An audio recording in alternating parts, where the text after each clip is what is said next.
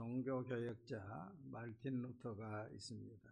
이 말틴 루터는 사계절은 네 편의 설교다 그랬습니다. 봄, 여름, 가을, 겨울이 우리에게 나름대로 다 설교를 하고 있다는 것입니다. 오늘 저는 가을이 주는 교훈, 가을이 우리에게 무슨 메시지를 주는가에 대해서 말씀을 전하려고 합니다. 먼저 가을은 열매가 드러나는 계절입니다. 여름 동안에는 열매가 자라지요. 가을이 되면은 열매가 확 드러납니다. 가식을 가려주는 이파리들이 다 떨어지고 저 감을 보면은 아주 붉은 감들이 확실히 다 드러나는 거예요. 한 해의 가을이 되면은 이제 우리의 수고한 열매들이 드러납니다. 공부한 학생은 수능을 보고 대학에 합격의 열매가 드러나지. 또 농사를 지은 사람은 가을에 이제 또 풍성한 수확의 열매를 거두게 됩니다. 한 해 동안 전도를 열심히 한 사람은 가을이 되면 그 전도의 열매가 드러나죠.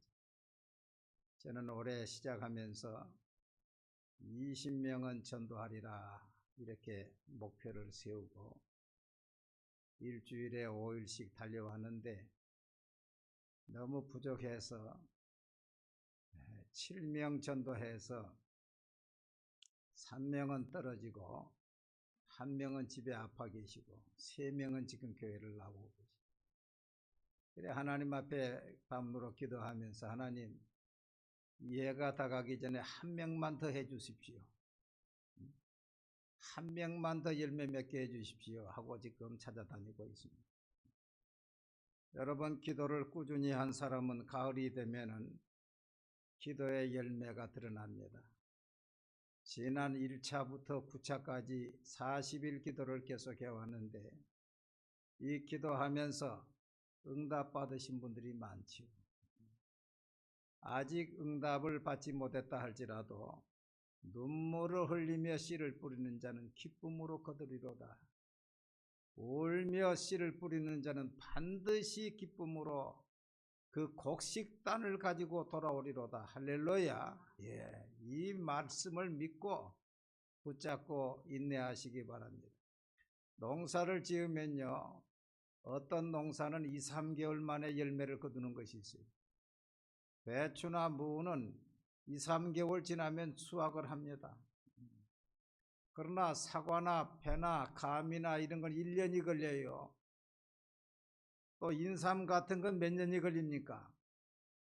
5년, 6년이 걸려요. 어떤 기도는 3일 만에 응답되는 것이 있어요. 할렐루야. 3일 만에 응답되는 것이 있어요. 어떤 기도는 40일을 기도로 하면 응답되는 것이 있고, 어떤 것은 6개월도 걸리고 또 1년도 2년도 걸려요. 여러분 낙심하지 않고 끝까지 기도하면 반드시 꿈꾸는 것 같은 역사가 일어날 줄로 믿습니다. 인생도 가을이 되면 열매가 드러납니다. 시편 92편에 보면 이렇게 말씀하고 있습니다. 의인은 종려나무같이 번성하며 레바논의 백향목같이 성장하리로다. 이는 여호와의 집에 심겼으며 우리 하나님의 뜰 안에서 번성하리로다. 그는 늙어도 여전히 결실하며 진액이 풍족하고 빛이 청청하니 여호와의 정직하심과 나의 바위 되심과 그에게는 불의가 없음이 선포되리로다. 여기 의인은 특별한 다른 사람이 아니라 예수 믿는 사람이에요. 따라합시다. 예수 믿는 사람이 의인이다. 그 죄 가운데서 회개하고 의롭게 돼 있지 않아요. 그래서 이 예수 믿는 사람이 하나님을 잘 믿고 말씀대로 살면 늙었을 때에 결실이 드러난다는 거예요. 결실이. 예?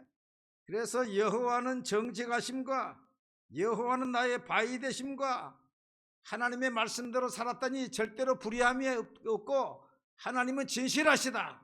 예. 하나님의 말씀대로 살았더니 그대로 된다. 할렐루야.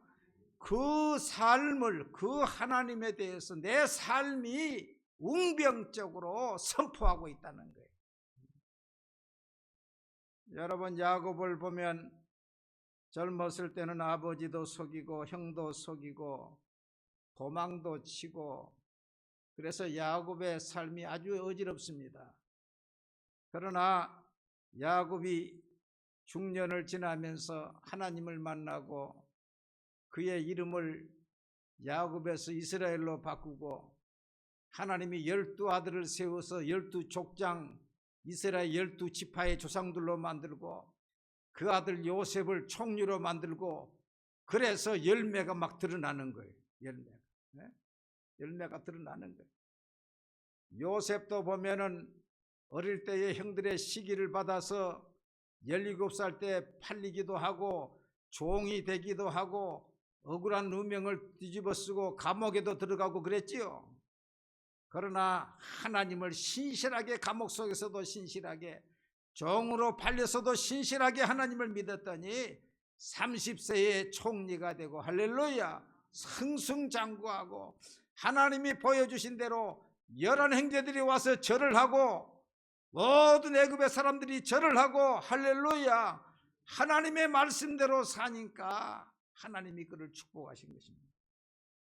여러분, 우리도 신앙생활을 잘하면 야곱과 같이, 요셉과 같이 60이 넘고 70이 넘었을 때에 우리의 신앙의 열매가 도처에서 드러나고 하나님의 주신 축복이 도처에서 드러나서, 아, 저 집사님은 신앙생활 잘하더니 저렇게 잘 됐구나, 저렇게 열매가 많구나, 아, 저 장로님은 저렇게 믿음 생활하고 교회를 충성하더니 이렇게 복을 받았구나, 이런 역사가 일어나게 되기를 주의 이름으로 축복합니다. 두 번째로, 가을이 되면은 이제 가을은 만사가 때가 있음을 보여줍니다.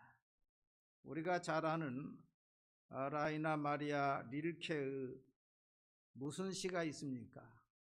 가을날이라는 시가 있습니다.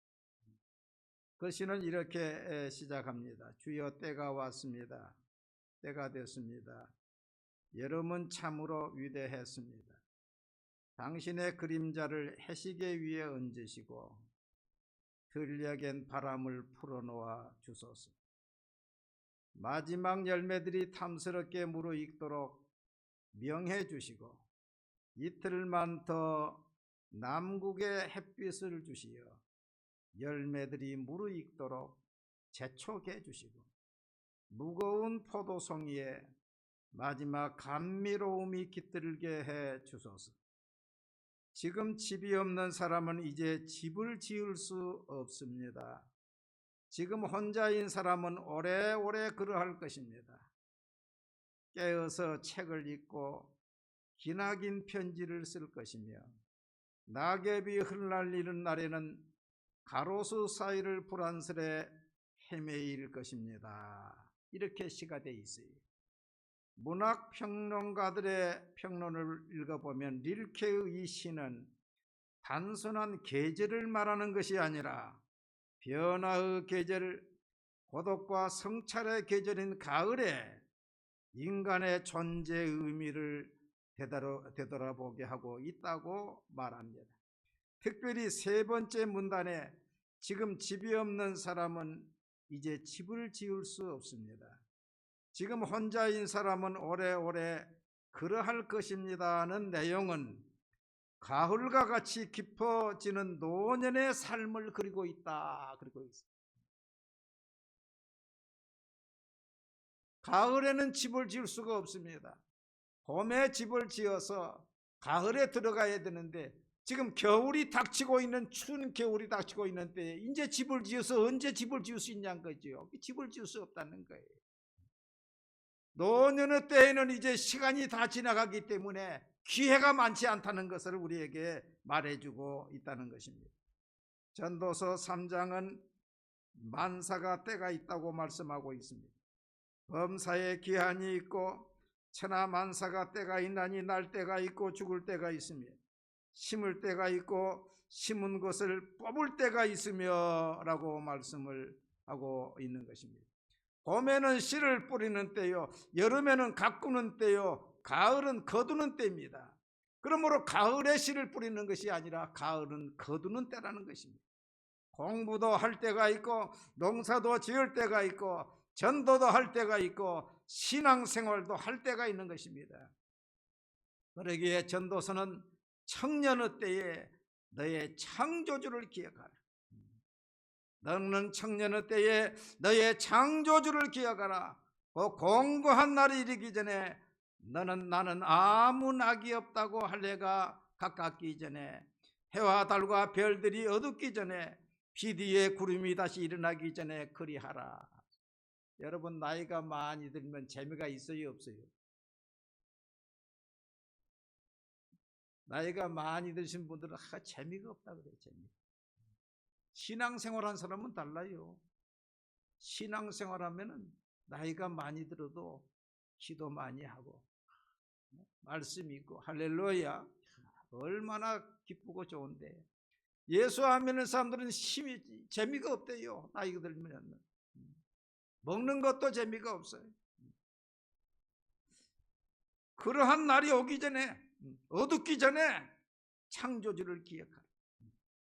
여러분, 우리 학생들, 우리 초등학생들, 우리 중학생들, 여러분 학생 때에 신앙생활을 잘하면요, 될 사람은 떡잎부터 알아본다 그랬죠. 어릴 때부터 믿음생활 잘한 사람들은 벌써 다르는 거예요. 여러분, 다니엘처럼 되시고 요셉처럼 되시고 에스더처럼 되시기를 바랍니다. 예. 제가 지난 주일에 우리 시골에 있는 우리 집안의 형이 나한테 연락을 했어요. 부산의 세계로교회가 은혜스러워서 제가 거기까지 가서 예배를 한번 봤다는 거예요. 나보고 꼭 한번 가서 예배를 보라고 그래. 보라고 그래서 그럼 내가 은퇴하면 가서 보겠다. 그랬더니 거기는 전체 유치부 애들부터 전체가 같이 예배를 보고 4,000명이 같이 예배를 보고 4,000명이 같이 식사를 하고 끝난 다음에 부서별로 하더라고요. 근데 자기가 가서 예배를 보니까 한 4살 먹은 애가 예배 시작하기 전에 나와가지고 요한일서 1장을 암송을 하더라는 거예요. 말도 떠듬떠듬한 애가 요한일서 1장을 암송, 전체 앞에서 암송을 하더라고요. 대표 기도를 누가 하느냐? 초등학교 4학년이 나와서 대표 기도를 하더라고요.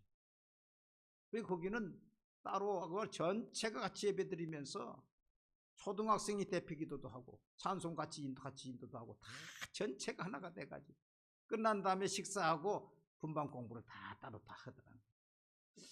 아주 충격을 받았다고 나보고 꼭 한번 가보라고.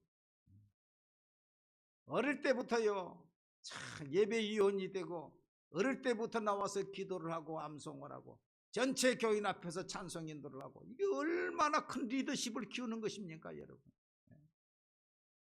우리 교회 지하 보일러가, 온수 보일러가 안 돼서 이제 서비스를 불렀습니다. 불렀는데 그 서비스 아저씨가 아주 잘 꼼꼼히 잘해줘요. 그래서 옥상에도 올라가서 물탱크에 옛날에 잘라놨던 걸 다 이우고 다 잘해요. 점심시간이 지났어요.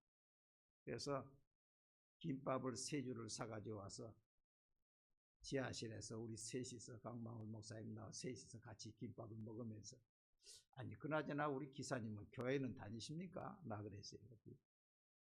제가 30살 때 집사였습니다. 그래요? 어디 집사였습니까? 태계원교회 집사였습니다.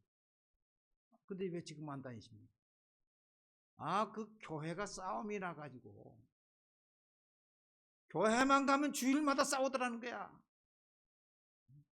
그래서 그 꼴을 보기 싫어서 그때부터 딱 끊었습니다. 지금 나이가 몇입니까? 50입니다. 20년을 끊었네. 예, 20년.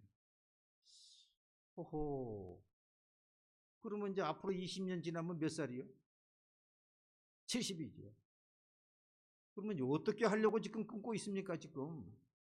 오늘 지금 우리 나를 만난 것도 뜻이 있습니다, 지금. 교회 옥상부터 지하실까지 막 다 다니면서 이렇게 수리를 하고 이러는데, 어떻게, 내가 기도가 나옵니다, 기도가. 그분이 또 이번에 우리 보일 2층에 라지에다가 고장이 났었는데, 지난 주간에 와서 라지를 또 다 고쳐줬어요. 또 강대상 위에까지 올라와서 다 고쳤어요. 이번 12월 25일 한번 올 겁니까, 안 올 겁니까? 시간이 있으면 오겠습니다. 시간이 문제가 아니야. 내야 돼. 지금 20년 그대로 지나가면 70이요. 그러면 청년의 때를 놓쳐버리는 거예요. 하나님 앞에서 어떻게 하려고 그래? 오겠습니다. 온다고 했으니까 또 연락을 해봐요.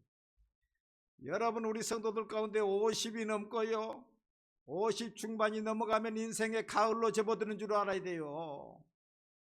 60이 넘어가면 가을이 짙어지는 거예요. 지금 더 이상 열매 맺을 시간이 많지는 않아요. 이 청년의 때에, 하나님이 주신 시간이 있을 때에 이때 충성하시기를 바랍니다. 할렐루야. 이때 충성을 해야 돼요. 세 번째로, 가을은 알곡과 가라지가 갈라지는 때입니다. 오늘 30절 말씀에 둘 다 추수 때까지 함께 자라게 두라. 추수 때에 내가 추수꾼에게 말하기를 가라지는 먼저 거두어 풀사르게 단으로 묶고 곡식은 모아 내 곡간에 넣으라 하리라 그랬어요. 곡식과 가라지가 같이 자랍니다. 가라지가 오히려요 더 아주 착근성도 있고 가라지가 더 잘 자라요. 저 논에도 보면은 벼는 잘 못 자라는데 파랗게 피는 파랗고 더 웃자라요. 더 웃자라요. 그런데 추수 때에는 이 피는 뽑아가지고 다 불사르고 알곡만 추수해서 들어가는 거예요. 여러분, 인생의 추수가 오는 것입니다. 하나님의 추수 때에는요 오른쪽과 왼쪽으로 딱 갈라져요. 알곡과 가라지가 딱 갈라져요. 양과 염소가 갈라져요. 할렐루야. 갈라져요. 이 교회 안에서도 갈라지는 거예요. 뭐 다른 세상 사람들, 예수 안 믿는 사람들 말할 거 없이 교회 안에서도 양과 염소가 있다니까. 교회 안에서도 알곡과 가라지가 있다니까. 어떤 목사님이 꿈을 꾸는데 자기 교회 가서 문을 열어보니까 교회 성도들이 한 사람도 없더래. 놀라서 집에 가서 문을 열어보니까 집에 식구들이 아무도 없더래. 그래서 목사님이 아하, 다 들림받았구나. 교인들도 들림받고 우리 가족도 다 하나님 앞에 들림받았는데 나만 혼자 남았구나 하고 땅을 치고 통곡하는데 자기 울음소리에 꿈을 깼다는 거예요. 꿈을 깨니까 꿈이었으니까 다행이지. 꿈이었으니까 다행이지. 여러분, 알곡과 가라지의 기준은 열매입니다. 회개의 열매를 맺지 못하면 천국에 들어가지 못한다 그랬어요. 마태복음 3장에 그러므로 회개에 합당한 열매를 맺고 속으로 아브라함이 우리 조상이라고 말하지 말라. 내가 너희에게 이르노니 하나님이 능히 이 돌들로도 아브라함의 자손이 되게 하시리라. 이미 도끼가 나무 뿌리에 놓였으니 좋은 열매 맺지 아니하는 나무마다 찍혀 불에 던져지리라. 이 회개에 합당한 열매, 그 열매는 하나님의 말씀에 순종하는 삶을 말하는 거예요.